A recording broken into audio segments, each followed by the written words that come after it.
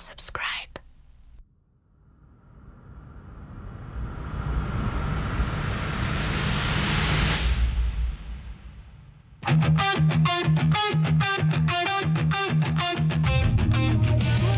Holding all together.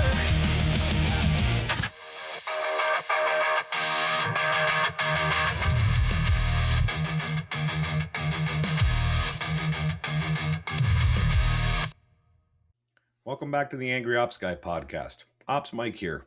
This is part 2 of my conversation with my friend Eric Cook. We're picking up right where we left off. Please enjoy, because ops sucks. Let's switch gears here because we've been talking a bit, and I don't want to take so much of your Thanksgiving holiday and so forth here, but you went to Macon, and I want to roll this. I went to a conference, you went to a conference. We'll kind of roll them a little bit together, and they're different, but you did a great recap with Carlos and Mike Monahan and everybody about going to Macon. And Gerardo. I know you, Gerardo, shout out Gerardo, top contributor WSI this quarter. That dude's doing mean things. You want to talk about AI and AI consulting and speaking? He's really got it figured out down there in Georgia.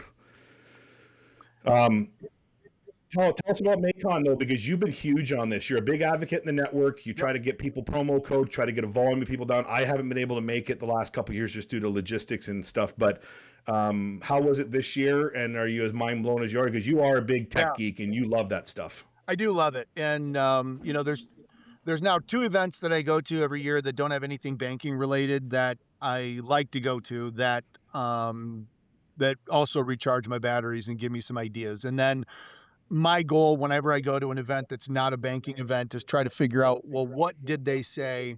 And I think I've mentioned this term already once before, but how do I bankify it? How do I figure out why or how to make it relevant to my banking clients? Which means I might need to dial it back, figure out how to risk rate it, might need to have a policy around it, vendor due diligence, but there's ways that you can take ideas and inspiration from anything that you hear from the stage or from the vendor, area. And what does that mean from a bank's perspective? And that's kind of the value that I feel like I add to my industry is paying attention to all the cool stuff that's going on, but making it relevant to the banking space. And so this is my second year. I'd heard about Macon. I've been listening to the podcast with Mike and Paul Paul and Mike, for a number of years and went last year, loved it, and then immediately bought my tickets for this year. Mm-hmm. The thing that probably hit me the biggest this year was just the whole concept around agents and automation. And when one of the speakers, and I can't remember who it was, but they were talking about this, he put up B2B on the screen. He's like, y'all know what this is, right? And we're like, yeah, business to business. He's like, B2C, you know what this is, right? We're like, yeah, business to consumer. And he's like, what about this? A to A. And, everybody kind of assumed agent to agent. And then he's like, A to C, C to A, B to A, C to A, B to B, A to A to A to A to C to B. Like the agentic world and the concept of, he's like, in the very near future, your CRM is likely going to need a new field for the ID, the government approved, authenticated ID of every one of your customers' personal agents. Because everyone's going to have a personal agent. And that personal agent is going to be your Rosie the robot, your butler, your Jarvis, whatever you want to call it or think of it, that's going to be at your beck and call. That's going to basically do stuff for you. So if you want to research mortgage loan rates because you're buying a house, if you want to research Christmas gifts, if you want to research your next vacation and where you're going to go, what you're going to do, where you're going to eat, you give the agent access to what you want, your preferences. It gets to know you through your communication, your email. It is a trusted part of your existence. And that agent automatically goes and grabs information and brings it back to you and then summarizes it in a way that you prefer. So if I send an agent to go shop for rates because I'm building a new house and I want to see what construction loan rates are, but I don't want to read. I want it to be presented to me in an audio podcast, like a Notebook LM audio overview, because I want to listen to my options while I'm driving to the airport or riding my bike or walking the dogs. it no longer matters how you're presenting that information on your website as a business. That information is going to be consumed, analyzed, understood, and then translated into whatever format the consumer wants. And that consumer is going to consume that. If I want a video, if I want a 15-page PDF, because I like to read and scribble and print stuff out and use a red pen, it's going to gather the information. It's going to give it to me how I want. Yep. And that, as a builder of websites and a provider of digital marketing services and someone that generates traffic for customers through SEM stuff, that was like one of those. And he's like, and these agents are going to hire other agents. And these agents that they're going to hire are going to be specialized in tax and accounting and vacation trips and leisure and culinary recommendations and financial wherewithals. And the agent will just hire other agents that, you're going to have this army of digital assistants that are going to do this for you.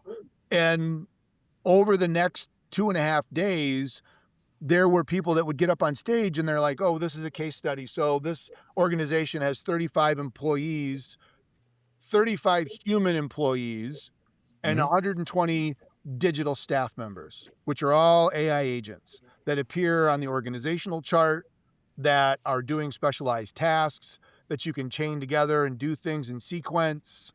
And the reality of management, as we think of it from any business, is going to go from just managing other humans. Like, I need to manage Mike to get his job done as a ops person, and then Mike needs to manage his team that's doing web builds and SEO. We're now going to have digital agents that we're also going to have to manage, which is a different management style, because if they're not given clear instructions on what they're supposed to do, they will just do the wrong thing very, very fast and totally screw stuff up. So you have to know how to manage those with more bite-size, intentional. It's a totally different in management structure and approach. That was one of the areas that was just like, holy crap. Well, and on top of that, further, like Wow. to blend in something from my conference, which is SEO centric, but they talked to Agentic and they talked about the agents, especially is even the beta testing that's going on in the U.S. right now, but taking it as far as what was the example? I've kind of twisted, but it's like, Alicia, your wife, wants a pair of shoes. She likes red heels in this brand, in this color, this size. Go shop local Michigan or Detroit, e-commerce. She wants a quantity of 2, and you're authorized to access through her PayPal or her credit card and process the whole thing. Yep. So to your point, it's task and moving to full fulfillment of select tasks, so that all that pain of we were joking, Alicia's upstairs seeing what's on for Black Friday or whatever, she's gonna tell it what she wants it to do, and it's gonna do it in the split of seconds. And so to your point, we can tie this both together. Is in the digital marketing space, we are optimizing websites for humans, for large language models, and now for agents. Because to your point, for the agent, no matter how intelligent you are to articulate what you want it to do, like you said, whether it's simple commands or you can train it accurately with accuracy, it has to be able to understand where to go get what to do. Yeah. So can it navigate a website in the way that an agent needs to say, I did find the product, I did find the size, I was able to add the function, I was able to process. Yep. And so it's a threefold optimization kind of, again, everybody's got these goddamn acronyms now that are confusing as hell, but keep it as SEO, search everywhere optimization, because you're optimizing how humans and technology are going to process and ultimately understand information. Yeah. That's really what this is. Yeah. Yeah. So I'm going to give a plug. There's absolutely no financial benefit to this, but I've heard Mark Schaefer, and I know Carlos is a big fan as well, because we've heard him speak at Social Media Marketing World a number of times, and he's phenomenal. But he's got a new book that I'm going to just show this right here. So, How AI Changes Your Customers. And I got through the audiobook. I heard him on a podcast with Michael Stelzner talking about it. And I was like, holy crap, I had no idea he's got another book, because I was just reading his prior release called Audacious, which is amazing. So I quickly downloaded that and listened to it. And a lot of what you and I are talking about right now, as far as how consumers are changing, the way they're thinking, how do you reach them? You know, if AI is making the decision, AI is who you are now considering as your customer. And the analogy he gives is if you're selling diapers, well, who does a diaper actually benefit? It's the baby, right? But who makes the purchase decision? It's the parent. So even though the product is for the baby, the decisioner is actually the parent. And that's the analogy that I know that is kind of a stretch because you're talking about poopy diapers and AI.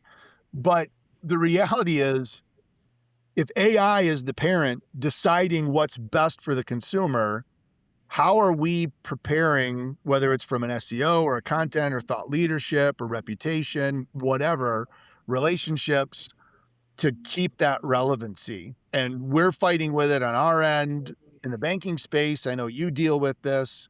That was a really great read. Listen, and it's given me some interesting Can you things. say the name of the the audiobook / novel and the name and the author? Yeah. So the guy's name is Mark Schaefer.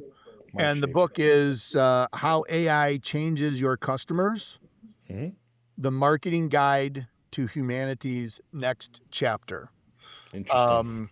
Yeah. And so, and any of Mark's books are awesome. So you can't go wrong with any of his stuff. And like I said, I've heard him speak a number of times at Social Media Marketing World, which is the other conference that has nothing to do with banking that I am attending on a regular basis. I've been going to that event since 2018, I think was my first one. And there's a number of ICs in the network that have been to that conference over the years. And so that's another great one that just kind of gives you a sense. And Michael Stelzner, who's the founder and creator of Social Media Examiner that puts this on, is baking in an AI conference into Social Media Marketing World this year in April. Nice. That will be kind of a double win. And I'm so glad that I've got the all access ticket because I'm going to want to be in every single frickin' session, but it's not going to happen. So I've got the recordings available and can go back after the fact. So I went to the SEO IRL conference in middle of October. I'm going to be doing at least an episode on that. I'll probably do it myself and see how that goes. yeah, But I will look mind blowing. forward to that, despite the fact that you think Mind I'm blowing. a sleeper. Mind blowing. Yeah. I was again. You talk about again. I love that theme of imposter syndrome, but why am I going? You know, my SEO specialist wanted to go. I'm like, well, I'm the head of the agency. Like, I should be on top of this. Also, going back to kind of how do you give back to the network? Yep. I've been very frustrated in the network, not with the network, in the network of not having a grasp of the SEO landscape, hearing from friends and other colleagues, fear of, recurring income plummeting. What does it mean? Yeah. And so forth. And again, I'm like, well, if I can go and I can, and this is good because you hope with every conference it's going to be good. Yep. But I'm not sure. Again, I know you've had Thanksgiving. I just dropped it on the Work Vivo. I promised the network my full notes Cool. of like everything, and I put it on Work Vivo, and Nice. it's like 78 pages of information. Like a couple of my friends, well, our friends, Chris Murray messaged me. He goes, my brain hurts already. Yeah. Andrew Waddell at Unibid, he goes, I'm already 2 presenters in, and he goes, I need to put it down. Like, my point being is it's bad. It's like it's a ton to consume, but Yep. it was so great because it was very much on large language models and understanding what they need and what these big B2B SEOers are doing to understand it. But the key thing is it's just optimization. Yeah. You have to train a new algorithm. I'm trying to dumb it down, but train a new algorithm to understand information in a way that your entity, which is your brand, can be shown. It takes that trusted authority, but it amplifies it. Does all the signals of this entity jive to serve the most relevant answer to what the question is? Because that's right now still what AI is primarily driven to do, is question and answer. Yep. That's why they put it into the search engines, right? Is to solve the first question and answer. But Yeah. How do you've got it, what are the layers more that can be trusted that this will be cited or will be surfaced? That's another word that's come up, surfaced, Yeah. as the most relevant, accurate result to then be able to get that. That still requires strong foundational SEO. It now needs that new layer of LLM optimization and getting what type of prompts do we need to show up with and how. And going back to what you said, one of the biggest things mind blowing of Macon was then what do our websites, what is our content structure, what does our schema markup have to look like to teach the agents what it needs to be able to facilitate those repetitive tasks? Yep. Like, it's very mind blowing. It's scary for sure, but it should, even that's very quick dumbed down summary I just gave, and I went through 15 presenters over 2 days. Like, it was jam packed. My point being with that is it just reinforced, double down on an SEO. Everybody needs it. If you're not doing it, you're literally gonna be dead. Yeah. Yeah. And the other thing, Eric, is what's going to happen once Google gets AdWords inside these LLMs, and you start seeing sponsored ads on the right side and everything else. Like, they're probably just salivating at the opportunity. They're a cash cow. Oh, yeah, absolutely. Absolutely. I think two things on that. One is pay really close attention to what's going to happen to Google in the next probably 3 to 4 months. I think the sleeping giant has awoken. We've seen that with Gemini 3 and Nano Banano and AI Studio. I mean, it is freaking mind blowing where they're going, and they're not borrowing a crap ton of money like OpenAI is doing. They're doing all this off of cash flow. So, they're not burning through $100 billion or whatever the crazy number is that OpenAI is. They've got the infrastructure. Makes me really excited that we're all on the Google Workspace environment because we get advantages of that when it comes into the ecosystem and the productivity suite. So I think that's going to be an interesting ride to watch. And the other thing, speaking of Google, their Notebook LM, my very next thing, and I just wrote this down to make sure that I don't forget it, is I'm going to go into WorkVivo and find your 70-page document. I'm going to suck all that into Notebook LM and analyze it and start having conversations from a banker's mindset perspective and start generating some flashcards, generating some presentations, putting together some infographics, an audio overview to listen to and digest. Pay me. Oh yeah. Any royalties I get, again, I'll double and send your way. So you got it. You got it. But I did that with Macon. I took, I was there for 2.5 days. I took 53 pages of notes. I had access to a handful of presentations that I could download the day of or while I was there.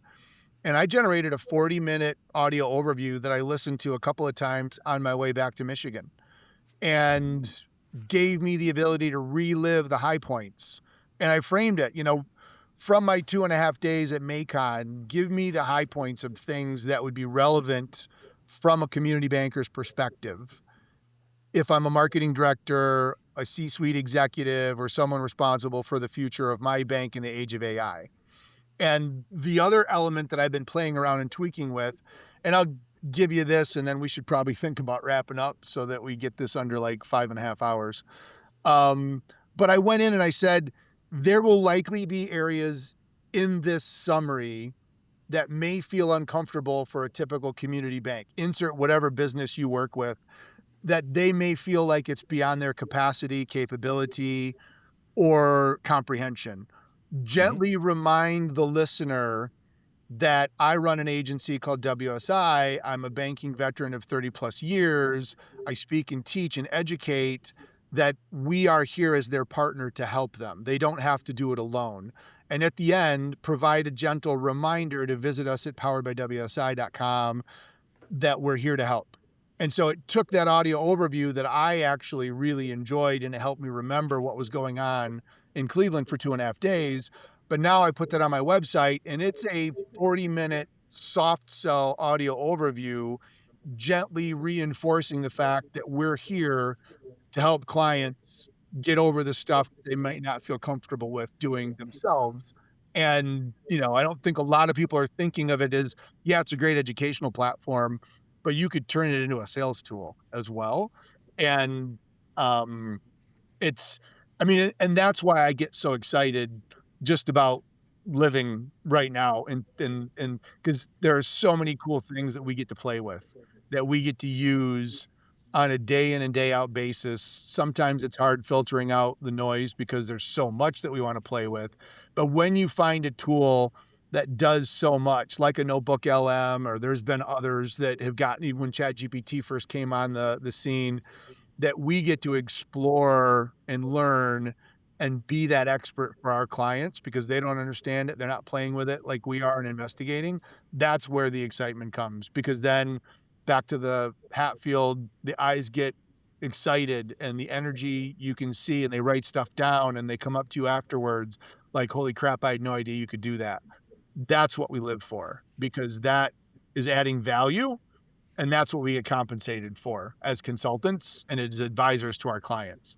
And And our skill set is never going to be finite, right? no, You go back to imposter syndrome. We're always going to feel like imposters, never thinking that we're up to speed on stuff because our landscape changes daily. This is the next Yeah. education. And to Yep. your point, what we've talked here a little bit about AI in the second half of this podcast is more than the average person can comprehend right now, just in the matter of how to apply it, what is it doing, and so forth.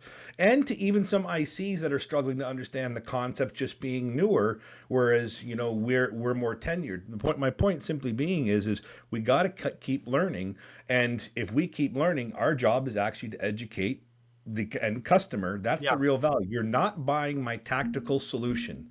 The value is my knowledge and how I can interpret it, leverage it, integrate it, and engineer it. Yep. And now to your point, I love what you're talking about with Notebook and LM. That's something on a sidebar for another day that I don't understand that yet, and I got to figure it out. But Yeah.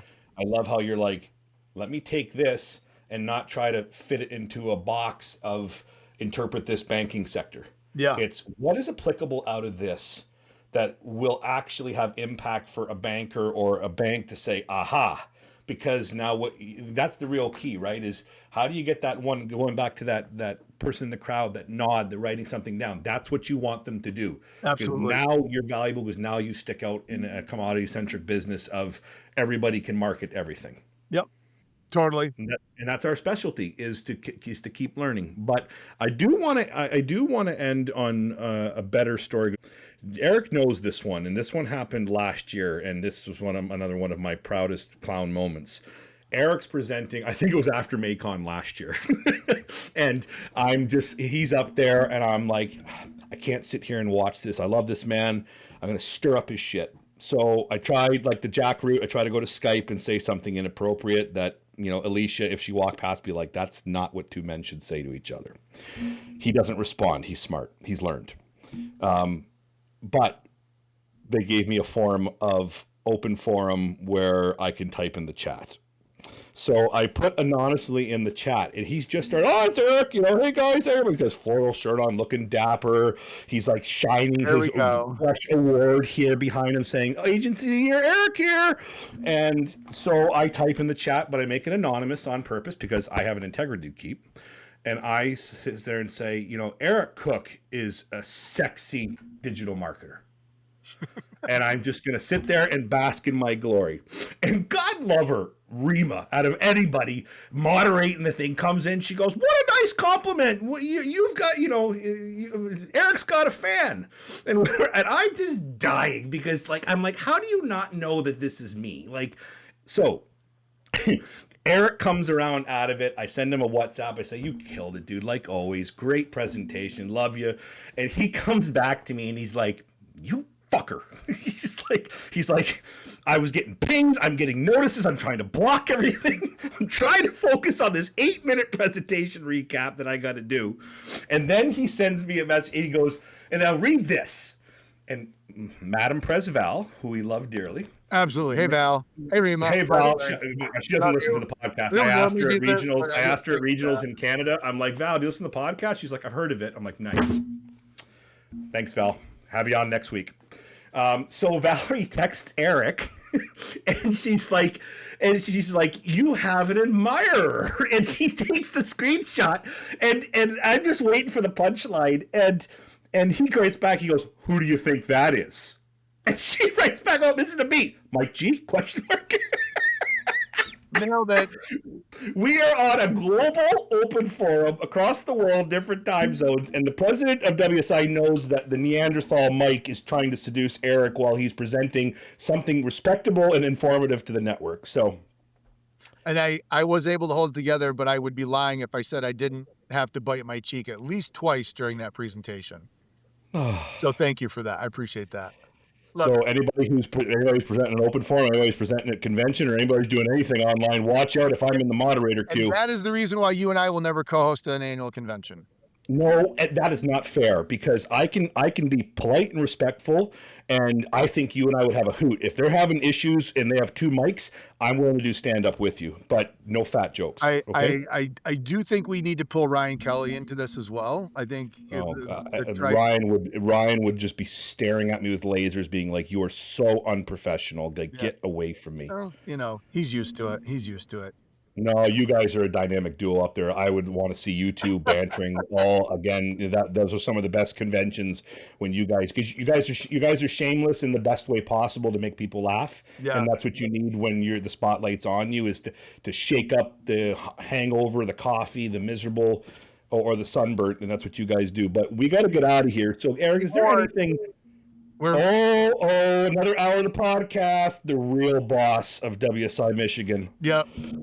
I'll tell her Hi, afterwards. Alicia, I love you. Podcast that's going live to the entire WSI network, and she's gonna probably rail me because she didn't have time to do her hair. Whoa! So, That's a different podcast. I'll get in trouble. Today. Oh, she's coming back. But do you want to shout out She's coming back anything, to the because other you have side. lots of endeavors. Oh, I love her. She is your better half. The real reason why we are a successful agency, Alicia Cook. 100%. She's been funneling money to the Cayman Islands for years. Absolutely. So getting back to the serious matter is trying to allow you to plug you, because your head is 2 times the size of Jack. Do you have anything you want to plug, whether it is your banking stuff, whether it is your happy hour, anywhere you're going to be in the sense of upcoming stuff? If we're not connected, let's make sure we're connected on LinkedIn. Eric Cook MBA. I do reoccurring monthly happy hours, which are just live LinkedIn events. They don't have to be about banking. We talk about a lot of stuff. We talked about leadership. We talked about, we talk about AI. We talk about banking. There's a lot of things. The reason I do those, they're the second Thursday of every month at 5 p.m. We call them happy hours because they don't have an agenda. There's no PowerPoint. There's no set thing we talk about. I go live, figure out who shows up, and then we determine what we want to talk about. Those are a lot of fun because you have no idea where they're going to go. I think in the age of AI, unscripted conversation that's very human is going to have a lot more value to it. It's not something like this. This is not something that we could do using AI. We can't build avatars and just have banter and shoot the shit and poke each other. No.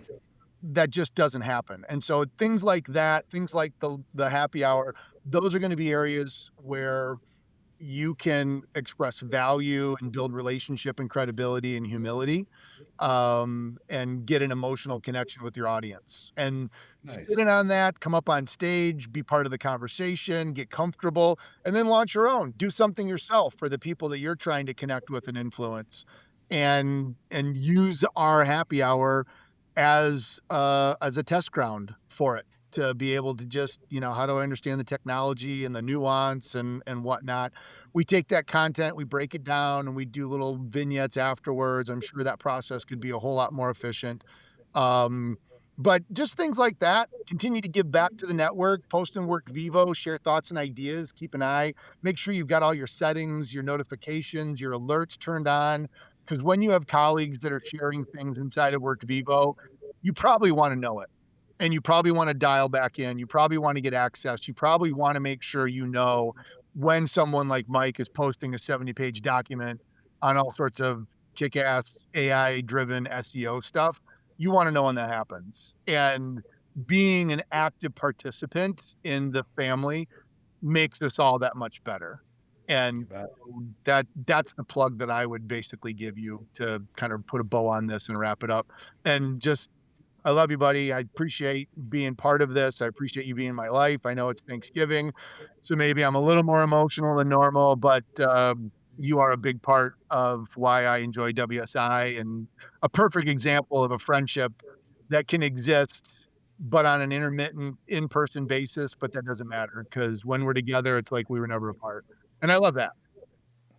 Well, I appreciate, this is your statutory holiday in the U.S., and you are giving me an hour and a half of your time, which we'll see what we're going to do with it. But I had similar thoughts to express about you, but like I stumbled at the beginning here.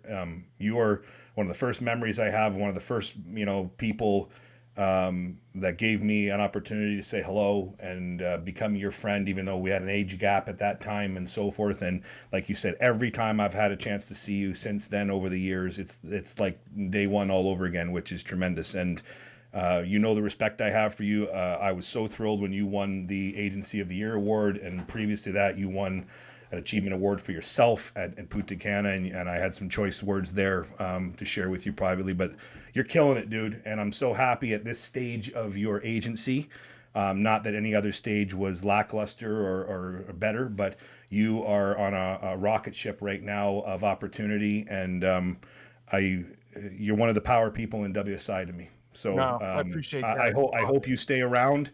I hope you continue to be you, because your energy is infectious, and you are one of those people I cannot wait to beeline at convention to go talk to. And people should know the Angry Ops Guy podcast, this little moniker that we're doing here to have fun and share education, doesn't happen without Eric pulling me aside in a random conversation of me being an idiot and saying, like, you're angry and you're an ops and you should spew this shit and do it. So Eric being the big brother kind of, should I? And then other people say yes. So we're doing this frankly because you had an idea that I didn't. So you're welcome here anytime. I want you to come back. There's tons of AI stuff to talk about, tons of SEO stuff. I would love to have your debrief or interpretation on my notes on what you see of value. So stay tuned for another invite, but you go enjoy the rest of your turkey holiday, and just love you, and thanks for being you, pal. Love you too, buddy. Thanks for having me All on. right.